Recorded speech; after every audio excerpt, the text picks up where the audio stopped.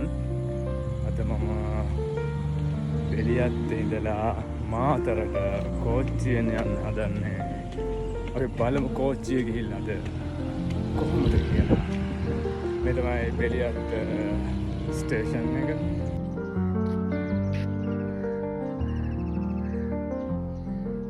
මේ තමයි බෙලියත් ස්ටේෂන් එකේ ප්‍රවේශය. ඉතින් අපි කවුන්ටර් එකට ගිහිල්ලා ටිකට් එක බුක් කරගෙන ස්ටේෂන් එක ඇතුළට යනවා.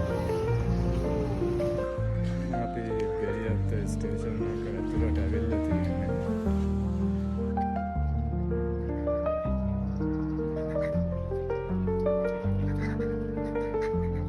කෝච්චිය නම් දැන් ආවා.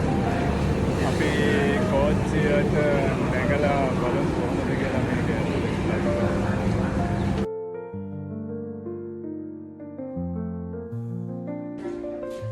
सेकंड क्लास के सीट එක වාඩි වෙනකොට තාම කෝච්චිය අවිලාවන අවිලනේ.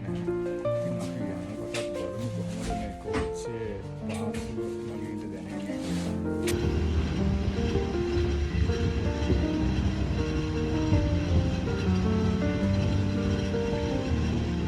මේ ගමන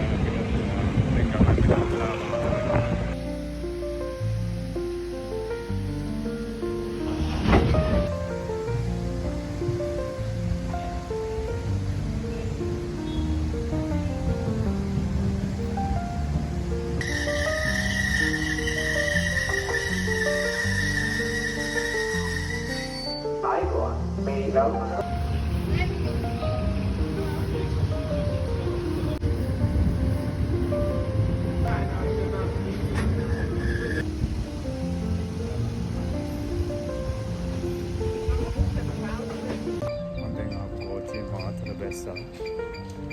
Pilih motor station ini dia buat tinggal motor kotor balik betul.